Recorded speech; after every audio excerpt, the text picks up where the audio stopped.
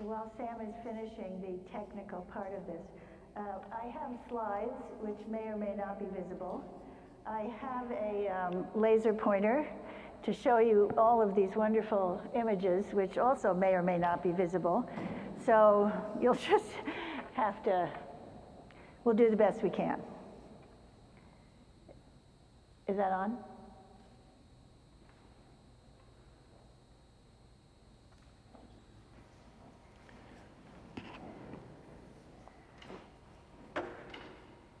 Here we go. Just Good. one more second here.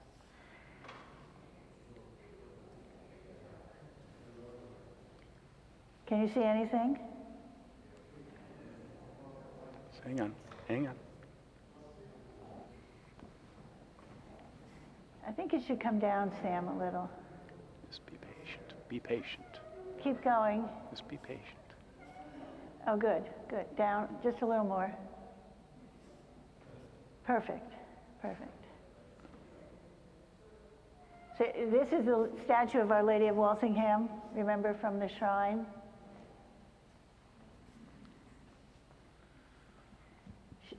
Are you going to turn off the lights? We can try. Okay. All right. So thank you for coming. This lecture concludes a series of celebrations in honor of the 80th anniversary of the consecration in Williamsburg of the Shrine of Our Lady of Walsingham. The day began after a 9 a.m. Mass with the 7-decade rosary, meditations and prayers, and continued. Thank you, Bishop Nestout, for a beautiful Vesper service in honor of Our Lady.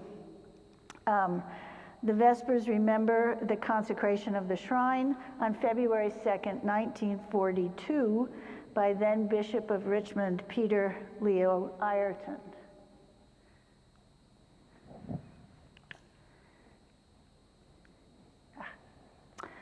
The shrine is devoted to the memory of Our Lady's home, the Holy House, where the angel Gabriel announced the incarnation of God into the world, and where Mary consented to collaborate with God's work of salvation.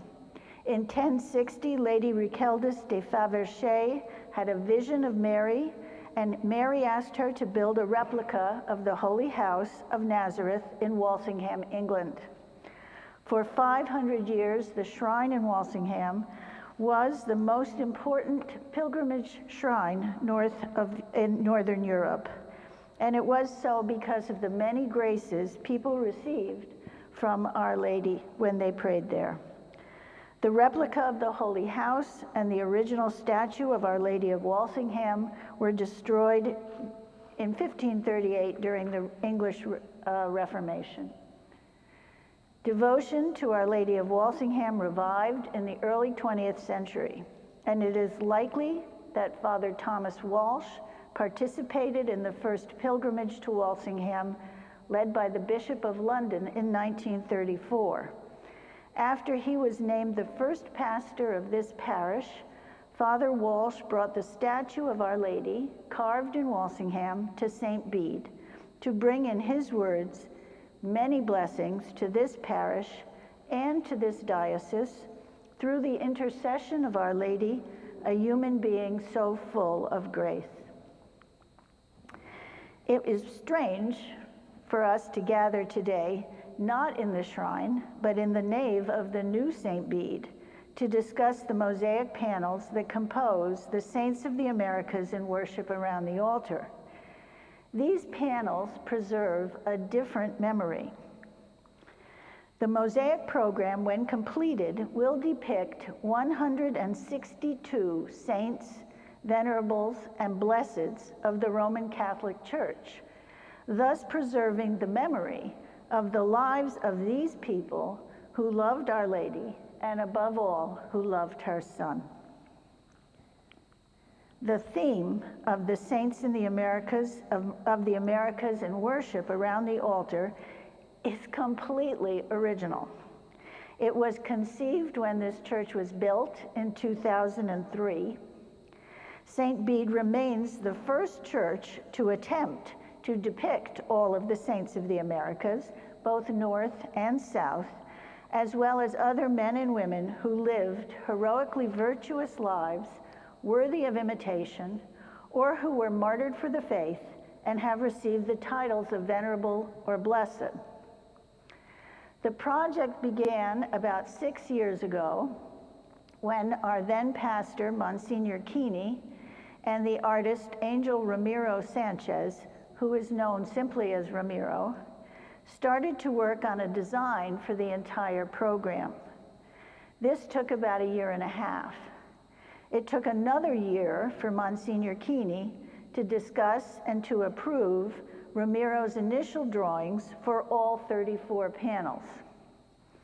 These designs continue to evolve under our present pastor, Monsignor Lehman, who must approve each painting before it is turned into a cartoon for delivery to the mosaicists. Today we are going to discuss the entire project and the Communion of Saints, and briefly identify the saints that you see in the 10 panels that have been installed. Each of these people are incredible people, and they each deserve a 40-minute lecture.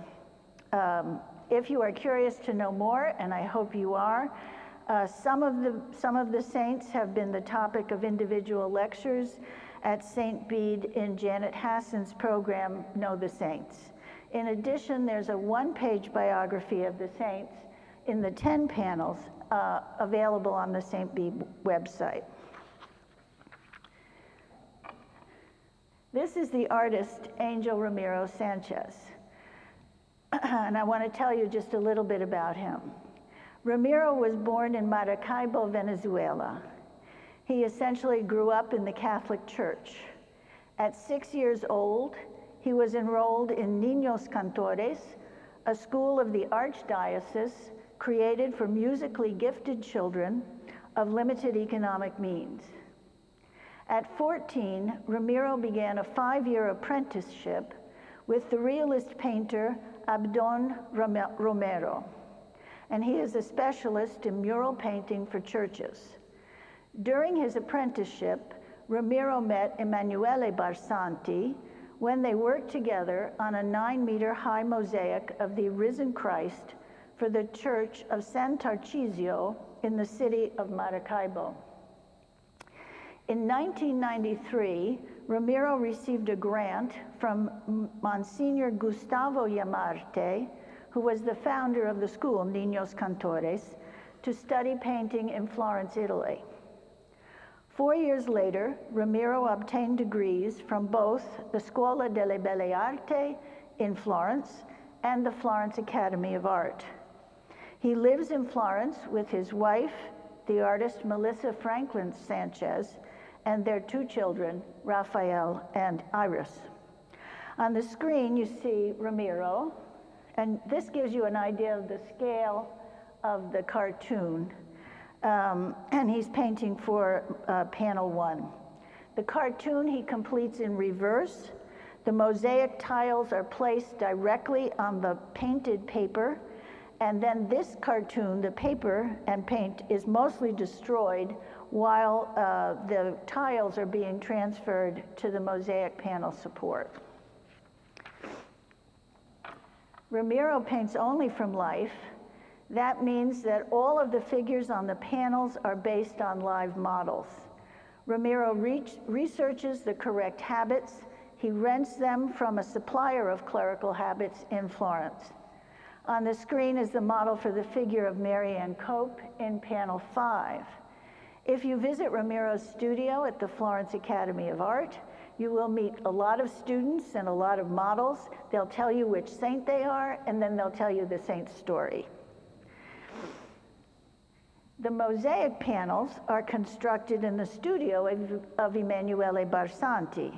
It was founded by his grandfather in 1882. The studio is in Pietrasanta, which is a town famous for artisans, because it is located near the marble quarries where Michelangelo worked during the Italian Renaissance. And these are some of the 40,000 tiles that are used for each panel. This is panel 1. The master mosaicist is Manrico Bertolotti, and he is pictured here studying a cartoon with Ramiro. And on the bottom there is a picture of Bishop John Newman, also from panel 9. Manrico learned the art of mosaic from his father, Aldo. Aldo and Manrico developed a unique method of laying Venetian glass mosaic tiles, which is based upon a theory of color developed by the French pointillists, like George Seurat. The Bertolottis mix multiple colored tiles in order to create depth of field, to heighten lights and darks, and to enhance the three-dimensionality of forms. An example of the multiplicity of colors is shown here in the details of the figures of San Junipero Serra and Mother Cabrini from panel 4. The Bertolotti's process is unique, in part because every tile is cut and laid by hand, and the color combinations tested as the picture develops until Aldo, Manrico, and Ramiro are satisfied with the final effect. Their reputation is such that when the 12th century altar in the upper basilica in the Cathedral of St. Francis in Assisi was destroyed in the earthquake in 1997, the Vatican asked Manrico Bertolotti to restore that altar. This is the final program. It shows 34 rays. This is, I hope you can see, this is the altar, and there are 34 rays coming out from the altar. On each ray is the name of the saints that is going to appear on the 34 panels. These include 120 people who lived and worked in the Americas since about 1530. Many religious, but also teachers, doctors, nurses, scholars, writers, hairdressers, divorcees, and even a historian. The other 42 saints whose lives span the entire 2,022 years of Christian history are people with a particular connection to the parish of Saint Bede, the Diocese of Richmond, or a special devotion expressed by a parishioner. These people lived in every century, but their lives have a lot in common, and we'll talk about some of the commonalities in these panels.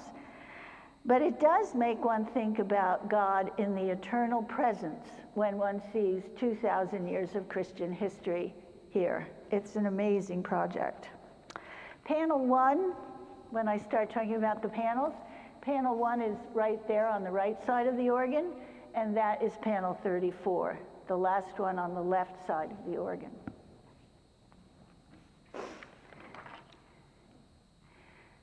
Panel 2 through 13 depict, so that's this side, what you're looking at, this is panel 9, so to 13 goes there, depict the saints, venerables, and blesseds who lived and worked in North America, and after it became a nation in the United States.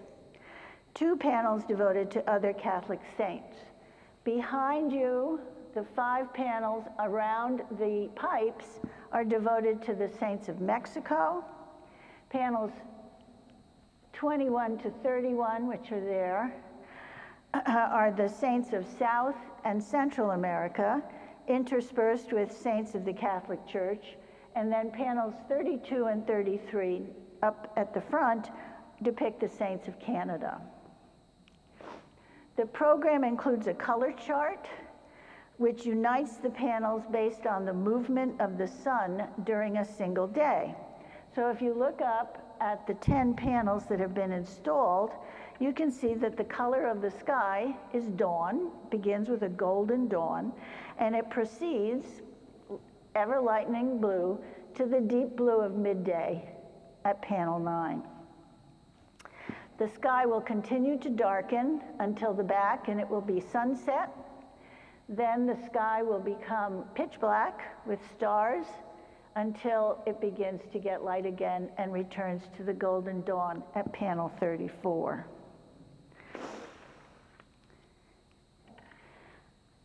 Looking up, you can also see that the panels are united by a single horizon line that connects adjacent panels and provides a rhythm that changes as the horizon rises and falls. So do you see that each of the panels is connected? They're all standing in the same space. It prevents a stasis that would result if all the figures were standing motionless in identical space, and it creates a connection between the panels and the figures around them in the nave. And I just show you the easels of Ramiro's studio for panels 3, 4, and 5. He checks the connections between the panels regularly. So our pantheon begins with two saints, a man and a woman, on the left and the right of the organ. And you can see that the two pictures, despite being separated by the organ, also share a horizon line, and they have the same color sky. At the right of the organ, the first figure is Saint Stephen. He died in Jerusalem in the year 36, about 3 years after the crucifixion. His death is recorded in the Acts of the Apostles, chapter 7. It indicates that Stephen is the first martyr for his faith in Jesus Christ. Stephen holds the stones of his death and the palm of his martyrdom. Acts records the presence of Saul of Tarsus at Stephen's death and as a person who was instrumental in his murder. On the left of the panel, 34, the woman, is Saint Thecla. Saint Thecla converted to Christianity through the preaching of Saint Paul, as Saul of Tarsus became known after his conversion. Saint Thecla defied martyrdom when the female lion, and if you see by her feet, there's a female lion, pictured at her feet, protected her from the male lions who her suitors had sent to eat her alive. Romantic. Saint Thecla escaped her torturers and followed Saint Paul to Rome.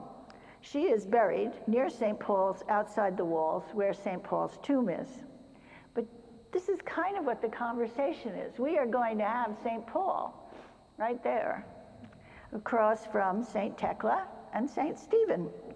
And it just makes you wonder about what makes a saint, and whether Stephen's absolution in some way changed Saul's life, because as recorded in Acts, Stephen's last words were, "Lord Jesus, receive my spirit. Lord, do not charge them with this sin." And if you look, you see the sky around Saints Peter and Paul as a dark blue, which will be lit by stars. At the center of panel 1, so it's two figures away from Saint Stephen. At the center of panel 1 is Saint Dominic, who lived over 1,000 years after Saint Stephen. So he lived between 1170 and 1221. Saint Dominic was born in Spain. Dominic de Guzman trained a group of men to preach against the heresy which denied the dignity of our humanity. Dominic had a strong devotion to Our Lady and dedicated his first monastery to her. And while he was praying to the Virgin, he started complaining to her about his lack of success in converting heretics to the true faith. So Dominic had a vision in which Our Lady handed him a rosary. And it's a very common theme of painting, so I just put a picture of that vision there. Our Lady suggested that his labors were spent on barren soil because they had not been watered with the dew of divine grace. And she suggested that if Dominic preached the Psalter of Mary, being 150 angelic salutations and 15 Our Fathers, he would obtain an abundant harvest. The Dominicans, and there are many Dominicans on this pantheon, promote Our Lady's Rosary as the key to opening the treasury of grace, the author and source of which is her son, Jesus. Panel 1 also has two of the Virgin Martyrs, pillars of the faith, and for me, the first feminists. There is Saint Lucy. This is gonna, Another one. Anyway, Saint Lucy is here with the light, and this is Santa Cecilia with the harp, sort of a pipe organ. Saint Lucy died in 300 AD in Sicily. Santa Cecilia was martyred in 200 AD in Rome. Like Tekla, the early virgin martyrs chose to dedicate their lives to Christ in defiance of pagan Roman governors, or their fathers, or their suitors.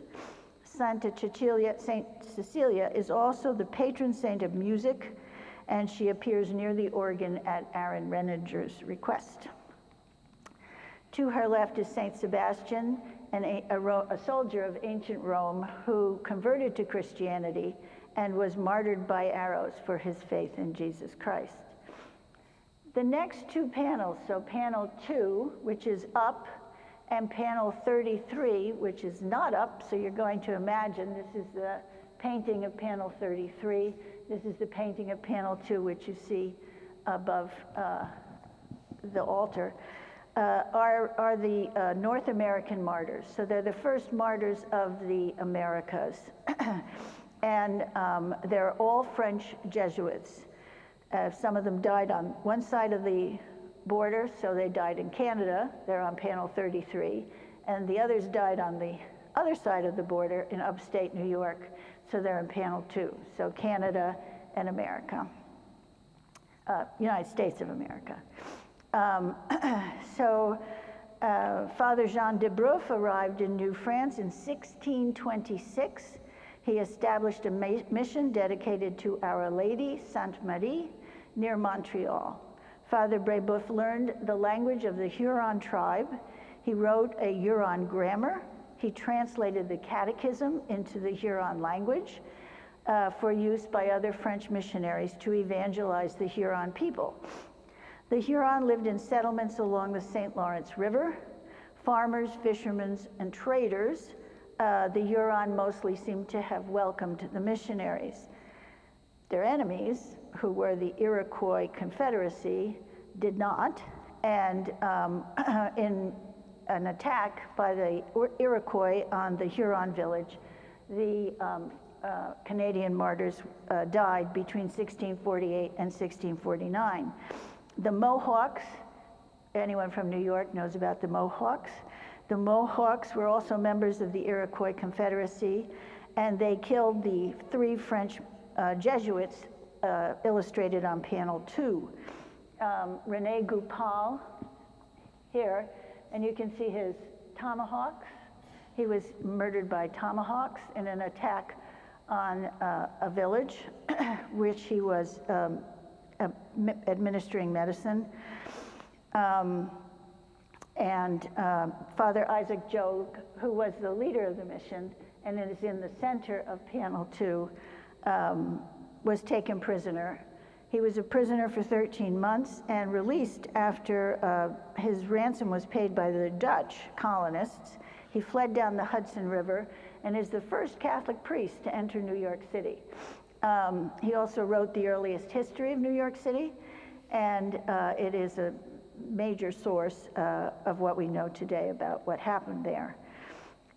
He returned to France, but then was sent back 2 years later to negotiate a peace between the Mohawks and the French, and he was killed when he arrived at the Mohawk village of Assernenon, which is in upstate New York, in 1646. The story is of interest because the second saint on the left panel, so that's panel 3, is Kateri Tekakwitha. And her mother was baptized and educated by French Jesuits near Montreal, possibly the same French Jesuits we have on our wall in panel 33.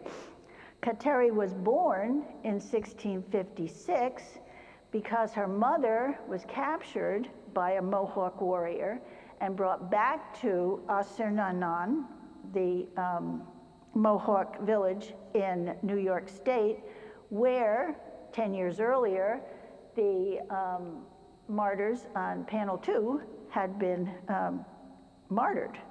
She was born there, likely the result of a rape, right? Because her father was the chief of the Mohawk tribe. After another outbreak of smallpox, her mother died, her father died, and Kateri was left scarred on her face with the pox, and her eyesight was impaired. But like the early virgin martyrs in panel 1, Kateri chose against the societal norms of her tribe, her Mohawk uncle's wishes. She chose to remain a virgin and to dedicate her life to Christ. Shunned by her tribe for her Catholic beliefs, Kateri moved to a Christian community run by French Jesuits near Montreal. And she wrote that she consecrated herself to Jesus, Son of Mary. She died at the age of 24 in 1680, and her last words were, "Jesus, Mary, I love you." After her death, the pox on her face disappeared, and she appeared to a friend in a dream, holding a cross, saying, "I've come to say goodbye. I am on my way to heaven." The other women on this panel, that's panel 3, answered calls of their bishops and responded to the needs of the European immigrants and Native Americans in the New World. Their zeal to preach the gospel, their love of the poor and the oppressed, were a driving force that built churches, schools, orphanages, hospitals, in short, much of the infrastructure people need to survive and to grow.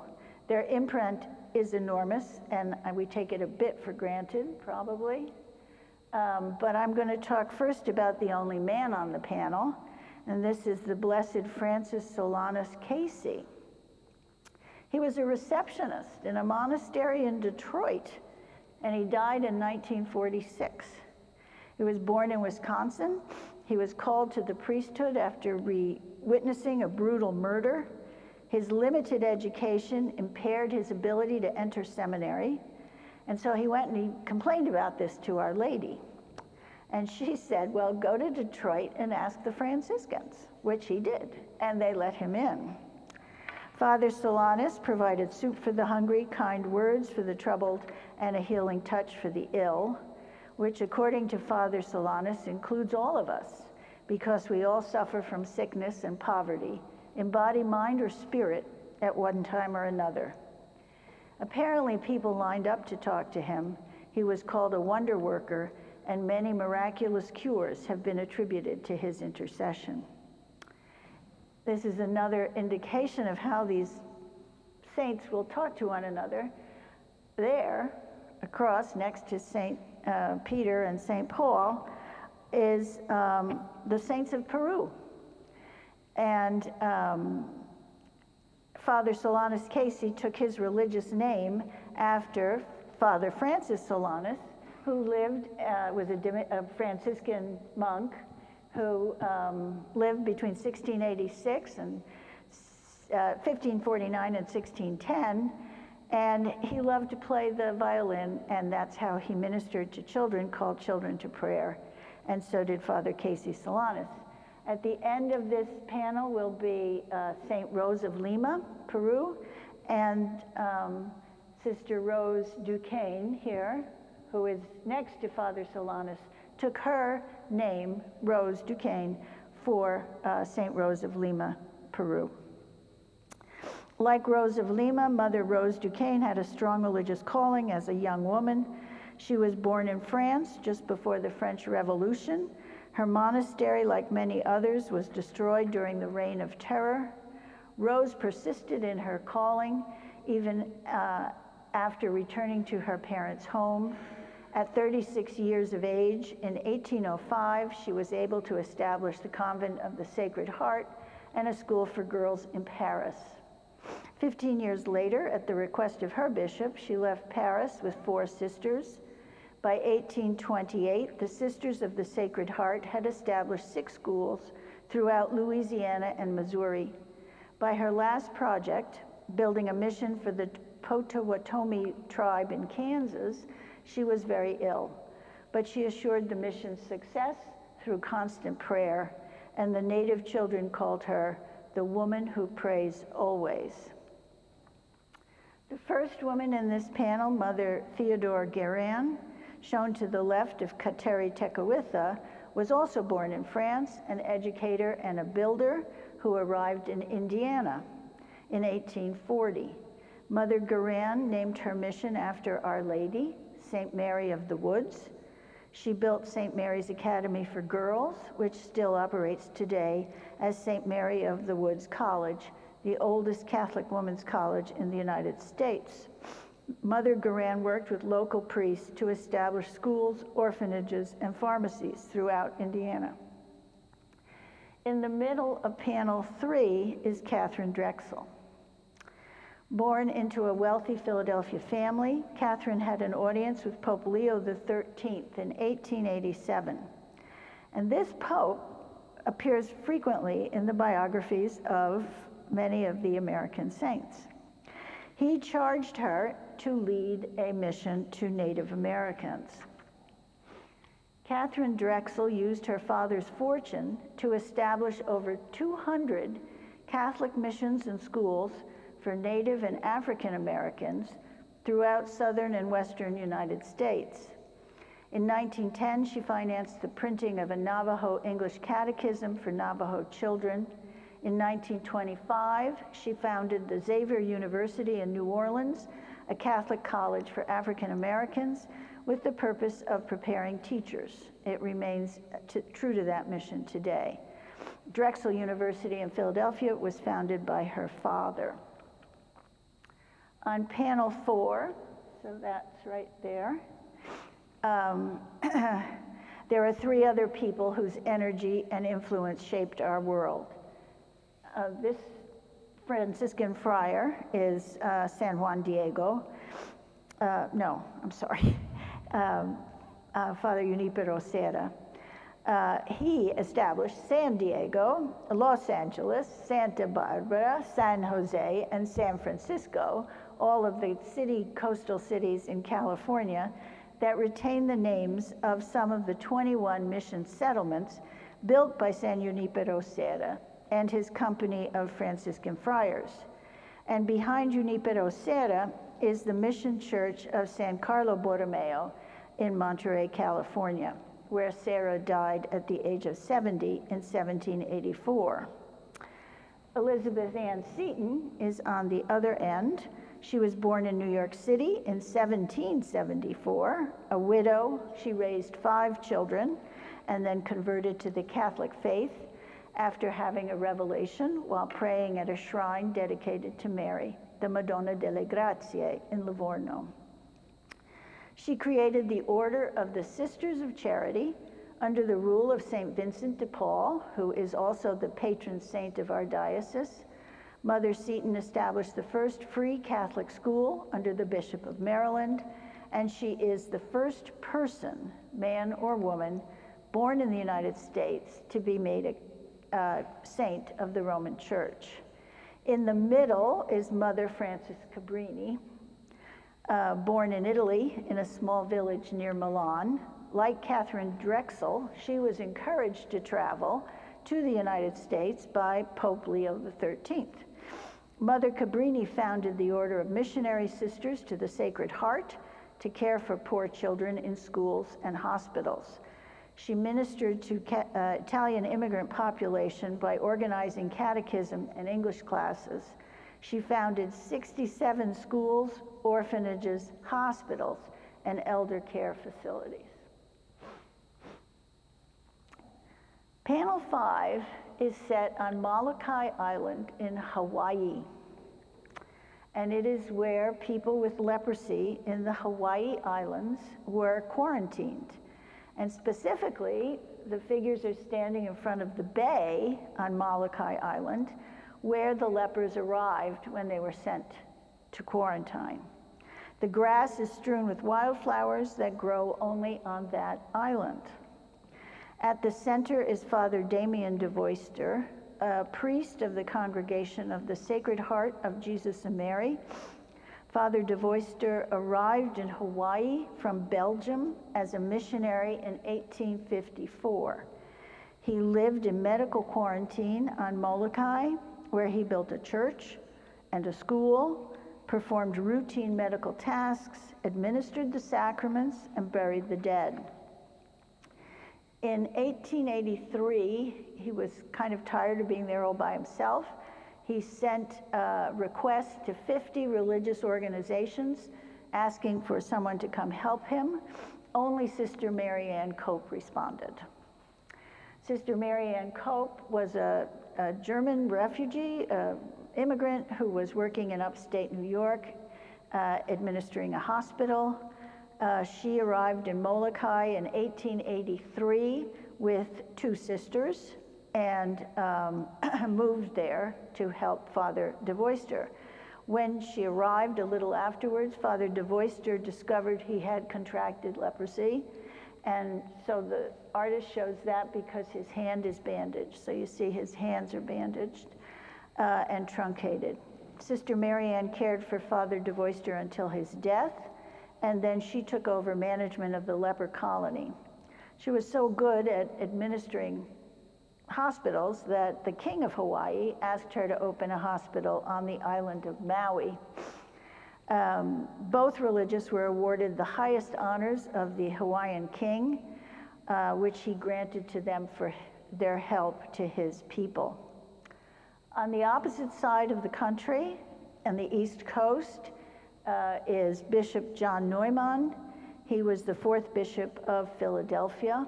He was born in 1811 near Prague, and his facility with languages allowed him to hear the confessions of German, Irish, and Italian immigrants. Like the saints in panel 4, Bishop Neumann was a builder. He built 80 churches, including the Cathedral of Saints Peter and Paul in Philadelphia. He was also an educator. He established the Catholic school system in his diocese, and it became a model for others, and he published 2 catechisms. Bishop Neumann had been ordained a priest in the Redemptorist order in 1840. Now, if you look at panel 34, in the center of that panel is Father Alphonse de Liguori. In 1732, he founded the Redemptorist order. Despite his early success as a practicing lawyer, Alphonsus Liguori pursued a religious life. He is a doctor of the church and a saint, offers some hope for those of us with law degrees. The Redemptorists are centered in Baltimore, Maryland, where Bishop John Neumann joined the order in 1840. Before his consecration as bishop, he served parishes in upstate New York, Pittsburgh, Baltimore, and Richmond, Virginia. In Richmond, he conducted an 8-day mission to German Catholics in September 1842, and his mission led to the foundation of St. Mary's Parish by the German Catholic community of Richmond. Bishop Neumann also had a strong devotion to Our Lady. In 1854, Bishop Neumann attended the conclave in Rome that promulgated the Feast of the Immaculate Conception. He wrote, "Henceforth and forever, all generations of true believers shall invoke Mary, Mother of God, as the ever immaculate Virgin, conceived without stain of original sin." Panel 6 is also connected to the Diocese of Richmond. All 4 figures in panel 6 are young men who lived hundreds of years apart, 16th, 17th, and 20th centuries. They arrived in Rome from Poland, northern Italy, Belgium, and Richmond, Virginia, with a burning passion to consecrate their lives to our Lord that seems to have consumed them at a very young age. All 4 died at 22 or 23 years old in Rome, and behind them is the Basilica of St. Peter's. Right there, if you can see it. The figure holding the book and the cross is Frank Parader. He is a servant of God and a candidate for sainthood in the Diocese of Richmond. Frank Parader was born and educated in Richmond, studied at the Pontifical North American College in Rome. He died in Rome of rheumatic fever in 1919 at the age of 22. Before his death, he wrote an act of oblation to the Sacred Heart, which was published in English and in Italian in L'Osservatore Romano, which read in part, "Since my childhood, I have wanted to die for God and my neighbor. Shall I have this grace? I do not know. But if I go on living, I shall live for this same purpose. Every action of my life here is offered to God for the spread and success of the Catholic Church in Virginia." Now there's one panel right there, since we have the bishop, that is also dedicated to the Richmond Diocese. Panel 13 is going to be, it's now in process of becoming a mosaic, 8 Spanish Jesuits called the Virginia Martyrs. They arrived in Virginia from the Spanish colony of Florida in September 10th, 1570. The Jesuits arrived with a single native guide and translator, the son of the Algonquian chief who had been brought to Spain in 1560.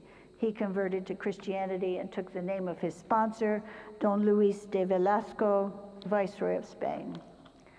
The mission is known only from the eyewitness report of the sole survivor, a 14-year-old boy.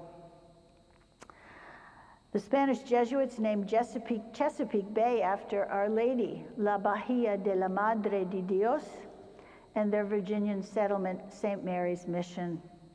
Historians believe St. Mary's Mission was located right near the Chickahominy River and the Diascun Creek, where Jamestown Colony was established 37 years later.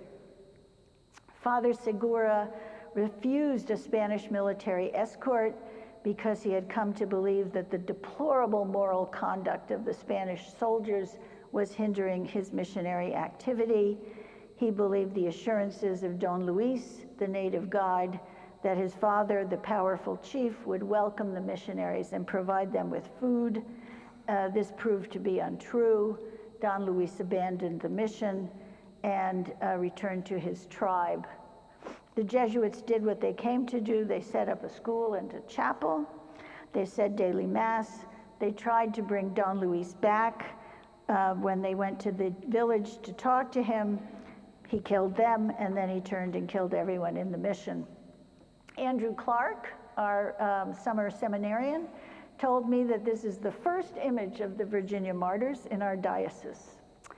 In the background is the Powhatan Longhouse, as recreated at the Jamestown Settlement Museum. None of these men are venerable, blessed, or saints. Their mission was really just being uncovered recently, but the Diocese of Richmond has adopted their cause for canonization. So panels 7 to 12, these 3, and then the rest going around, are venerable, blessed, or servants of God. If I had to choose which panel combined the holy people who led the most colorful lives, panel 7 would be on my list. Bishop Baraga, who is the man in the red and white clerical outfit, is the only bishop who ever made pastoral calls with snowshoes. He is also the only bishop who issued pastoral letters in the native language of his diocese. Sister Mary Magdalene Bentivoglio is an Italian countess who established the first convent in clausura in America over the objection of all the bishops who wanted her to build, teach, or care for the poor. They did not want her simply to pray. Sister Cornelia Connolly was party to one of the most colorful international divorce cases I have ever read. And Father Nelson Henry Baker is the inventor of those incredibly annoying Catholic Foundation letters, of which I receive about 3 a day, requesting money for what hopefully are all good causes. I can't do any of them justice, but I think you should read their story. The next panel is set in the verdant Sacramento, California hills. It depicts Alphonse Gallagher, Associate Bishop of Sacramento, whose first parish was in the troubled Los Angeles district of Watts, where he developed a ministry among gangs, including Latino lowriders. Also in this panel is Sister Mary McCormy, a Carmelite nun who created elder care centers in the equally tough district of the Bronx. And in the middle is Saint Henriette de Lille. She is a Creole woman who formed the Sisters of the Holy Family to nurse the sick, care for orphans and the poor, offer free schools for Black Americans, slave or free. Her order remains active to this day and was mentioned in last Sunday's New York Times in an article about New Orleans. Final panel. Few stories match for sheer drama the life of Father Augustus Tolton. He is the Black priest in the center of this panel. He was the son of 2 slaves owned by neighboring Catholic families in Missouri. They baptized their slaves and allowed them to marry in the Catholic Church, but the children of their union, including Augustus, remained the property of the child's mother. When the American Civil War broke out, Augustus's father escaped, joined the Union Army, and died at Gettysburg. Augustus's mother escaped, taking her 3 children, fleeing one step ahead of her owner's dogs onto a raft that took the family across the Mississippi River to Illinois, a free state. She raised the children in Quincy, which had a free Black community. She enrolled them in the local parochial school. When the white parents objected, the priest formed an annex for Black children. The Irish priest also encouraged Augustus to serve at daily Mass and supported his calling for ordination. Not one seminary in the United States, Canada, or England would accept a Black candidate for ordination. In 1880, Augustus Tolton departed the United States and entered seminary in Rome, sponsored by the Society for the Propagation of the Faith. He spent 6 years in Rome. I think they were the happiest of his life. He studied geography, history, language, music, architectural drawing. He visited all 600 churches and served at the papal Mass. On April 24, 1886, when he was 31 years old, Augustus was ordained by Pope Leo XIII. He served his first Mass in the Basilica of St. Peter's. And then he returned to Quincy, Illinois, to serve the Black parish and school where he had grown up. His charismatic preaching attracted donations and parishioners, integrating his parish and arousing the jealousy of nearby white priests. They persuaded the Bishop of Illinois to close Augustus's parish and school and send him to Chicago. He was given space in the basement of a church to build a parish among Blacks in that city. He did, opening a church named for Santa Monica, because his mother came with him, with the help of a donation from Catherine Drexel. Father Tolton died of a heat stroke on the streets of Chicago at the age of 43. He was buried in Quincy, Illinois, and his funeral cortege of Blacks and whites stretched for 4 blocks. One final story. The last person on the last panel that's standing is Pierre Toussaint. He was born a slave in a plantation on the island of Santo Domingo. When his masters lost their plantation in an uprising of slaves, they emigrated to New York City, taking 5 slaves, among them Pierre and his sister Rosalie. His master apprenticed Pierre to a French hairdresser to help support their family. When his master died, Pierre became the sole support of his mistress and her household. Through hairdressing, Pierre learned English and became well known among New York society. He remained a house slave until his mistress's death in 1807, when Pierre was 45. Her will freed Pierre, who took the surname of Toussaint, in honor of the hero of the Haitian Revolution. Pierre had to buy his sister from her heirs. He also had to buy Juliette Noel, another house slave, who became his wife. Pierre's business as a hairdresser prospered, and he used his earnings to buy a house on Franklin Street. Then he organized an orphanage, a credit bureau, an employment agency to help new immigrants. He and his wife supported the building of the first Catholic school for Black children in New York City on Canal Street. Pierre and Noel were leading members of New York society and gave generously to build Old St. Patrick's Cathedral on Mulberry Street, where they are buried. In the panel, he holds the broken shackles of slavery and the hairdresser's scissors by which he obtained his freedom. The panel, as we've completed, is at panel 34. Of the saints we have not discussed, at far left is Gemma Galgana. She is the Rose of Lucca for her sweet and generous nature. She died at the age of 23. Between 21 and 23, she had many visions, suffered bleeding, and the marks of the stigmata appeared on her hand and feet. Gemma Galgani is the great-grand-aunt of Carol Landon, a parishioner of this parish. The bishop in green is St. Patrick, missionary and first bishop of Ireland. Born in Roman Britain in 385, he was taken prisoner to Ireland after his escape, had a vision that encouraged him to become a priest. He converted thousands to Christianity and died as the first bishop of Ireland in 1461. And at the middle of panel 34 is the patron saint of this parish, Saint Bede, the Venerable Bede, who lived in England between 673 and 735. Bede was a writer and a historian, best known for his two works, Christianity in England and the History of the English Church and People.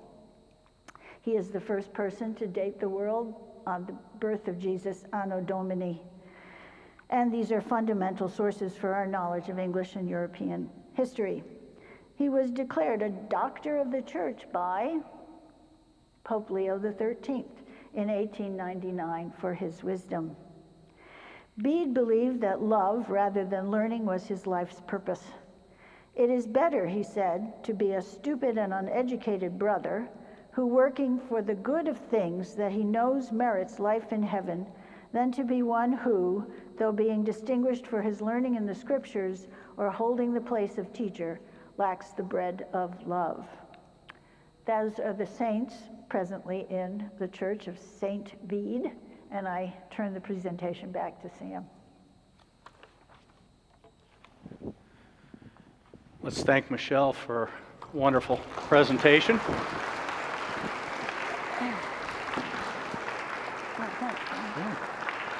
And I want to thank you all for coming. So Michèle gave you the background on the program and kind of where we're at this point. You can see there's a lot of blank panels up here. We've just ordered 4 more, so 10 through 13 are being worked on right now. It takes about 2 months for the artisans to complete a panel. So if you do the math, we've got 24 panels left, 2 months a panel. 4 to 5 years it will take us to complete this. But we've had wonderful progress. We've had wonderful individuals that have donated to this, and as most of you know, this is all separate. This doesn't come out of the general church operating budget. It's all private gifts that are made, and we've had a lot of generous parishioners. I'd be remiss too if I didn't recognize, in addition to Michèle, John Spike. John's been instrumental in the artistic development of this project. So John, thank you very much. For those of you that don't know John, he's a fledgling art historian who has a long track record in the field. He's just done marvelous work for us. Also want to recognize Mark Jacobowski. Mark is doing the behind the scenes work. He's doing the engineering. So behind each of these panels is an air supply. It's also the framework of the church, and to fit the panels up there, which weigh about 260 pounds, we've got our forklift driver, Mark, who handles that in addition to all the engineering. So it takes a whole group of people to put this together.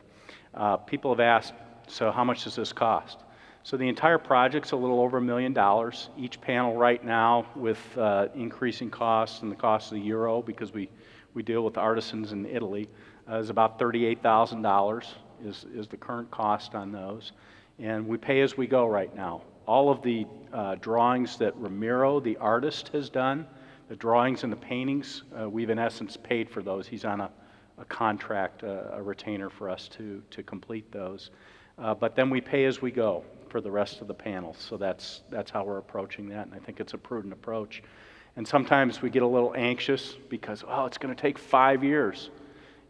If you go around the great worship houses of the world, the great cathedrals have taken sometimes decades, if not centuries, to finish. So we've got a lot of work here, and it's our job to propagate the faith, to do this for the generations to come, to help them learn about the saints.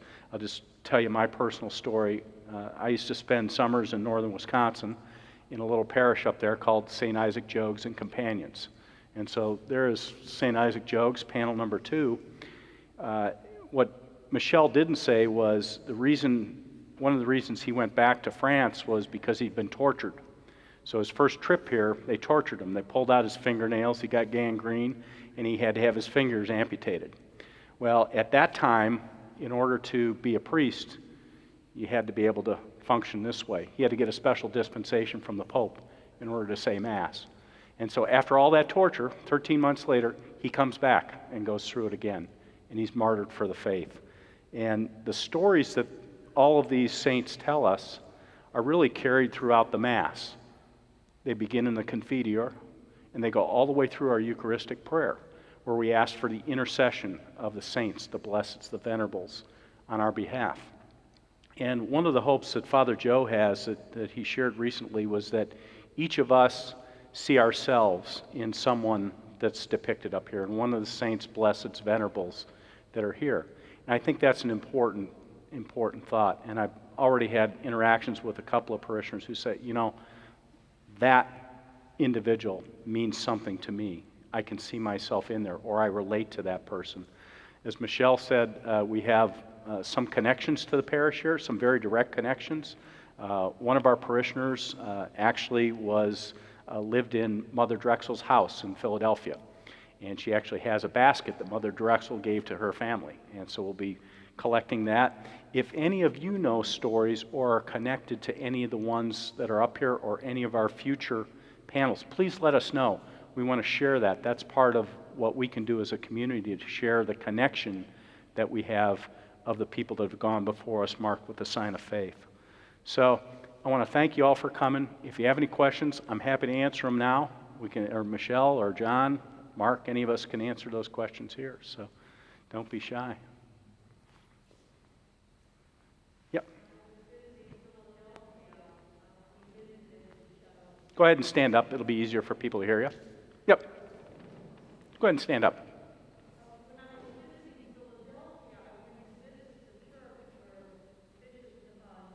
Uh-huh. Correct. He's in a glass, in a seal. Actually, I have a relic from his original coffin, from his wooden coffin before he was placed there. It's beautiful, beautiful. So, other comments or questions? Yeah.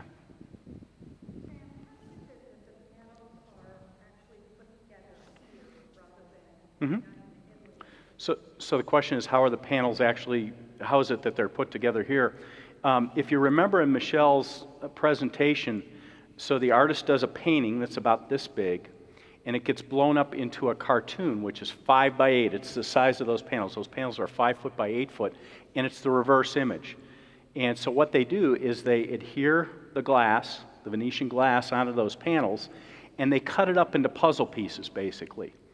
They ship it here, and when they get it here, they mortar those brass frames, and they have a substrate underneath it. They mortar the brass frame, they turn the glass over, put it down, and you'll hear them, and some of you were here, and you hear Manrico out there pounding, and he's pounding that mortar down into the crevices in the glass, and that's how they're adhered. If you want a little bit more information, you can go to our website, and if you type in saints in the search bar, it'll pop up Meet the Saints of Saint Bede, and I actually have a video that will show that part of the operation. But it's the easiest way to transport it We were looking at actually shipping the panels here, but number one, because of the weight, and number two, we weren't sure how much flexion would occur because they probably ship them by ocean, and we were a little bit worried about the glass, becoming loose. I mean, they're very sturdy and very stable. They weigh 260 pounds again, and it takes 4 or 5 of us to put them on the wall, but they're very stable, but we were a little worried about that. So it's better for them to come here. Plus, if anything happens, they can fix it right away. And also, those panels are they're hung on a French cleat system. So there's actually a bevel on the wall and one on the back of the panel. We can actually lift those panels off if we would ever need to for an emergency. We can do that. And that's something that Mark worked on that design. So good questions. Others?